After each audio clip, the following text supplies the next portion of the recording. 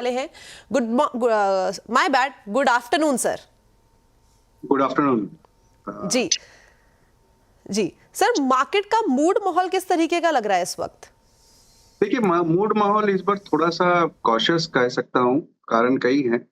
एक तो जैसा अभी आपने कहा कि डॉलर इंडेक्स और 10 ईयर यील्ड को लेकर के जो दिक्कतें सामने आई है, खास करके फेड के कमेंट्री के बाद कि शायद अगले सब वर्ष वर्ष वो सिर्फ 2 ही कट देखें 4 के सिवाय, उस कारण से आया है। भारत के बाज़ारों के लिए एक अच्छा फैक्टर है कि क्रूड अभी भी बहुत नीचे के लेवल पे ट्रेड कर रहा है। अगर आप देखो तो सारे ही मूविंग एवरेजेस के नीचे है। तो बहुत जल्दबाज़ी में अनलेस एंड अनटिल कोई बहुत बड़ा फ्लेयर अप जियोपॉलिटिकल सिचुएशन में नहीं हो जाए, तो दिखता नहीं है कि हो जाए। तो वहाँ से थोड़ी-सी संभावना है और इस वक़्त वॉल्यूम्स बहुत डाउन है क्योंकि दुनिया भर के बाज़ारों में कह लीजिए तो क्रिसमस और न्यू ईयर की छुट्टियाँ हो गई है और एफआई डेस्क में लोग हैं ही नहीं। तो ट्रेडिंग वॉल्यूम बहुत कम है और हमारे हिसाब से आगे जो नए महीने में नए साल के शुरुआत में जब नतीजों का सीज़न चालू हो जाएगा, तो उसके बाद बाज़ार में थोड़ी-सी रफ्तार पकड़ेगी। इस वक़्त बाज़ार में ऐसी कोई नरमी या बहुत नेगेटिव एनवायरनमेंट नहीं है, बस वॉल्यूम डाउन है और एक दायरे में फँसा हुआ बाज़ार है। जैसे अभी आपने कहा, मुझे लगता है कि 24,100 तक भी जा सकता है ये बाज़ार ऊपर की तरफ और नीचे में जो लेवल आते हैं वो 23,200 के आते हैं। तो इस रेंज से जब बाहर निकलेगा तभी हम कोई नई दिशा देख पाएँगे। तो बाजार का अगर हम ओवरऑल सेंटिमेंट समझे तो ठीक ठाक है, वॉल्यूम्स अप नहीं है बिकॉज ऑफ छुट्टियां आ गई हैं और जो हमारे एफआईज हैं, विदेशी निवेशक हैं, वो इस टाइम पे अपनी छुट्टियां मनाने गए हैं। लेकिन सर, आप कब जाने वाले हैं छुट्टी मनाने? कहाँ का प्लान है? अभी तो फिलहाल कहीं का भी नहीं है और ठीक है, कोई नहीं, आगे बढ़ते हैं और जो हमारी गेस्ट हैं आज की, उनसे भी एक बार मुलाकात करते हैं, देखते हैं कहां से हैं। हरियाणा से गरिमा जी हमारे साथ जुड़ी है। Garima ji, good afternoon. Hello ma'am, good afternoon. Hello, good afternoon. और लखनऊ से खुशबू जी हमारे साथ जुड़ गई हैं। खुशबू जी, नमस्कार। नमस्कार मैम।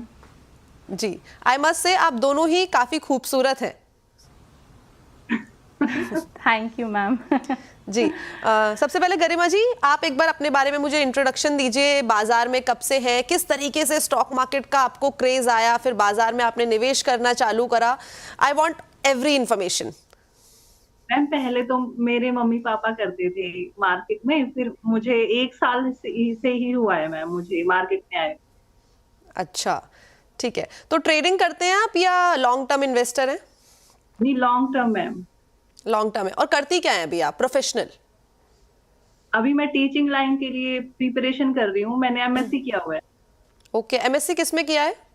मैथ्स में किया हुआ है मैम। अच्छा, मैथ्स में किया है। ग्रेट ग्रेट, ठीक है, बढ़िया। चलिए आगे बढ़ते हैं और एक बार खुशबू जी से भी जान लेते हैं कि वो बाजार में कब से हैं, किस तरीके से बाजार का उनको शौक आया और इस टाइम पे बाजार का मूड माहौल किस तरीके का लग रहा है।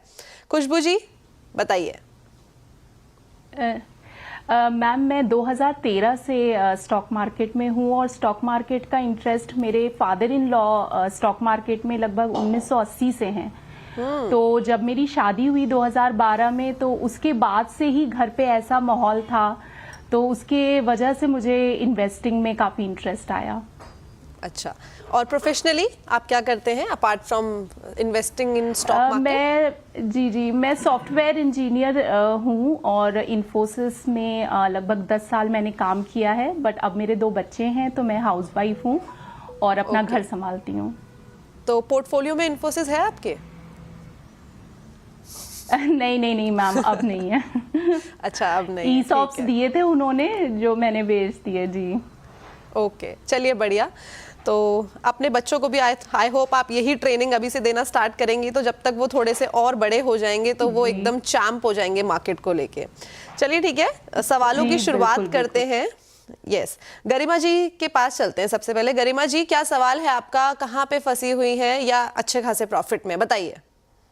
मैम, इरेडा है मेरे पास, 62 शेयर्स हैं, 305 पे। और तो कितना लंबा रखना है इसे? ओके, इरेडा है आपके पास और 305 पे 305 पे खरीदा है ma'am, all time high. Yes ma'am. तो ये मैं ये मानूं कि पहले साल है बाजार का, इसलिए ये बड़ी आपने गलती करी है अपने हायर लेवल्स पे खरीद के। किसी से पूछ के खरीदा था?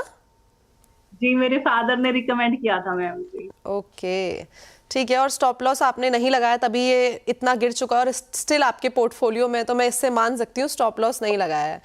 199 पे इस टाइम पे करंटली ट्रेड कर रहा है, 305 की खरीद है, यानी कि मोटा मोटा हम देखें तो 100 रुपये पर शेयर यहाँ पे हमें एक डाउनसाइड देखने को मिल रहा है। सर क्या करना चाहिए अब, कहाँ पे हमें स्टॉप लॉस लगाना चाहिए, और साथ ही साथ क्या लॉस बुकिंग की सलाह है या इंतजार करें? पहले तो खुशबू जी और गरिमा जी को नमस्कार। जहाँ तक इरेडा की बात है, देखिए शानदार कंपनी है, इसमें कोई डाउट नहीं है। रिन्यूएबल एनर्जी को फाइनेंसिंग करती है पूरे रिन्यूएबल सेक्टर को, और सरकार का जिस तरीका से रवैया रिन्यूएबल की तरफ से है, मुझे लगता है लॉन्ग टर्म अच्छे होंगे। अब ये रिटेल में भी आस्ते आस्ते जा रही है, रिटर्न रेशियो बहुत अच्छे हैं। 4,500 करोड़ के रुपए उठाने कैपिटल रेजिंग की इन्होंने अप्रूवल ले लिया है, जिससे बैलेंस शीट स्ट्रांग हो जाएगी फ्यूचर ग्रोथ के लिए। दूसरी तिमाही में नतीजे ठीक ठाक आए थे। एयूएम इस बार 64,000 करोड़ के आसपास का है, लेकिन दिक्कत यहाँ आ रही है कि अगर आप वैल्यूएशन देखो तो 37 टाइम्स पी पे ट्रेड कर रहा है, जबकि इसी पीयर ग्रुप की कंपनी पीईसी पीएफसी आरईसी को अगर आप देखें तो 7-8 की पी पे ट्रेड करता है। हाँ, ये बात सही है कि ये रिन्यूएबल पे है, लेकिन फिर भी वैल्यूएशन गैप बहुत ज्यादा है। कंपनी अच्छी है, वैल्यूएशन ज्यादा है। मैं कहूंगा कि अगर आपको समय की पाबंदी ना हो तो आप इसको लंबे समय के लिए होल्ड कर सकती हैं, तो रखे रहे। अननेसेसरी लॉस बुक करके कोई फायदा नहीं है, लेकिन और ऐड करने की इस वक्त कोई मन ना बनाए, इसी को में बने रहे। वेल, तो लंबी अवधि के लिए होल्ड की सलाह है, और साथ ही साथ मैं भी आपको ये बोलना चाहूंगी कि स्टॉप लॉस का खासा ध्यान रखें। अगली बार आप कोई भी शेयर के अंदर निवेश करें तो एक stop loss for a safety आपको लगा लेना चाहिए। ठीक है, आगे बढ़ते हैं और खुशबू जी के पास चलते हैं डायरेक्टली। खुशबू जी, क्या सवाल है आपका? मैंने जीआईसी हाउसिंग फाइनेंस लिया है, 500 शेयर है मेरे पास, 260 के एवरेज के हिसाब से, तो इसमें क्या एक्सपर्ट की व्यूज हैं? वेल, तो आप भी उसी नाव पे सवार कर रही हैं जिसमें गरिमा जी थी। ऑल टाइम हाई के आसपास खरीदारी की गई है। 292 का 52 हफ्ते का हाई है और 260 पे खरीदारी की गई है, यानी कि करीबन मोटा मोटी हम समझे तो 60 रुपए का नुकसान यहाँ पे भी आता हुआ दिखाई दे रहा है। राजेश सर, 60 रुपए का नुकसान तो हो गया, अब क्या करना चाहिए, क्या स्ट्रैटेजी होनी चाहिए, खासा स्टॉप लॉस कहाँ लगाना चाहिए, एवरेजिंग की सलाह इस टाइम पे है या थोड़ा सा और वेट करें डाउनसाइड का? देखिए, मेरे ख्याल से यहाँ पे ये एवरेज कर सकती है। अच्छी कंपनी है, ऑपरेशंस छोटे हैं, लेकिन फिर भी इनके जो बैलेंस शीट वगैरह जो नंबर्स है वो ठीक ठाक है, और इस वैल्यूएशन पे हमें लगता है कि कंफर्ट दे रहे हैं। दूसरे, जिस तरीका से हाउसिंग फॉर ऑल और हाउसिंग की डिमांड बढ़ती जा रही है, हम आए दिन देखते हैं रियल्टी कंपनियों के अनाउंसमेंट आते हुए कि हाथों हाथ घर बिक रहे हैं। तो उन सब चीजों के मद्देनजर मुझे लगता है हाउसिंग ऐसे होल का अच्छा काम करेगा। यहाँ पे आप एवरेज कर सकती हैं और कम से कम साल भर का नजरिया रखें। वेल, तो यहाँ पे एवरेजिंग करके आप चल सकती हैं, तो ये सलाह दे दी है और साल भर तक आपको इसमें होल्ड की भी सलाह दी गई है। वैसे बताइए मैम, घूमने का क्या प्लान है आगे बच्चों के साथ, फैमिली के साथ? खुशबू मैम, फर्स्ट यू। अभी तो कोई प्लान नहीं है, अभी तो कोई प्लान नहीं है मैम। अब 31 के बाद देखते हैं। हर जगह इतनी ज़्यादा भीड़ हो जाती है कि अब घर पे ही सबसे अच्छा कंफर्ट फैक्टर मिलता है। लेकिन बच्चे तो जिद कर रहे होंगे ना, अब छुट्टियां पड़ने वाली है नॉर्थ में तो। जी, ठंड भी पड़ने वाली है और छुट्टियां भी। देखिए अभी कहीं कुछ प्लान करते हैं मैम। चलिए, आप प्लान करेंगे तो सोशल मीडिया प्लेटफॉर्म पे प्लीज एक बार आप पिंग करके बताइएगा, ठीक है? गरिमा जी, व्हाट अबाउट यू? नहीं, मैं भी घर पे ही हूँ अभी। व्हाट अ बोरिंग मतलब कहीं तो जाना चाहिए। राजेश सर भी बोल रहे हैं मैं घर पे हूँ, आप भी बोल रहे हैं मैं घर पे, क्यों? और जो हमारे एफआईज हैं वो लगातार छुट्टियों पे जा रहे हैं, वॉल्यूम्स कम हो रहे हैं, हमें भी जाना चाहिए ना। मेरी तो कोचिंग चल रही है, मैं कोचिंग ले रही हूँ। ओके, चलिए कोई बात नहीं, आगे बढ़ा जाए। गरिमा जी, आपका अगला सवाल क्या है? मैम, मजगांव डॉक के शेयर्स हैं, 103 शेयर्स हैं, 145 रेट पे। ओके, और नजरिया लॉन्ग टर्म का अगेन? जी मैम, इसका मतलब कहाँ तक जा सकता है ये मजगांव डॉक? ओके, ठीक है, तो काफी अच्छे लेवल्स पे खरीदारी की। ये आपके पोर्टफोलियो में है, फादर के पोर्टफोलियो में? नहीं, ये मम्मी का आईपीओ निकला था मैम। ओके, राजेश सर बताइए, क्योंकि प्रॉफिट तो यहाँ पे अच्छा खासा कमा लिया है, करीब करीब 4,500 पर शेयर। अब क्या करना चाहिए? प्रॉफिट, पहले तो कॉन्ग्रेचुलेशन, इतना बढ़िया प्रॉफिट आप यहाँ पे देख रहे हैं। और अब आगे की ट्रेजेक्टरी क्या, बुक कर लिया जाए थोड़ा सा और दूसरे शेयर्स के अंदर निवेश करा जाए, या पार्शियल प्रॉफिट बुकिंग की सलाह है?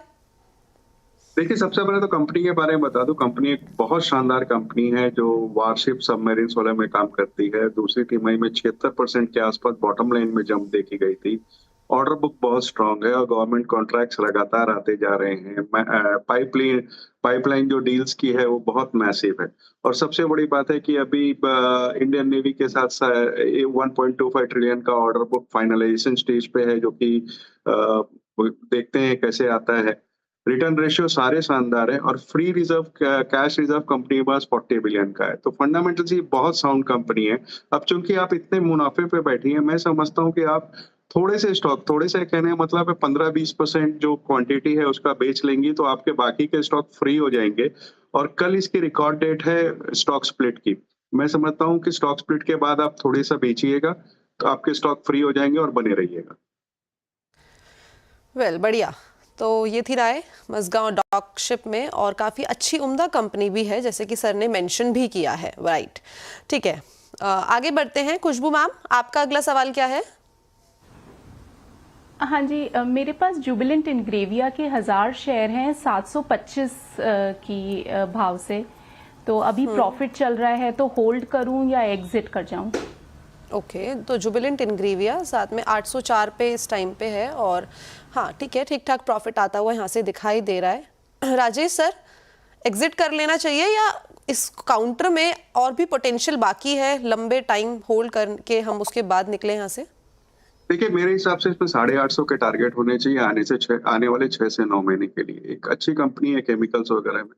नंबर्स उतने अच्छे इस वक्त नहीं आए हैं, लेकिन पाइपलाइन बहुत अच्छी है। बट चूंकि थोड़ा सा रिस्की स्टॉक है, तो मैं ये कहूंगा कि इनकी जो खरीद के प्राइस है वहां के आसपास ये स्टॉप लॉस लगा के रखें और कैरी करें स्टॉक।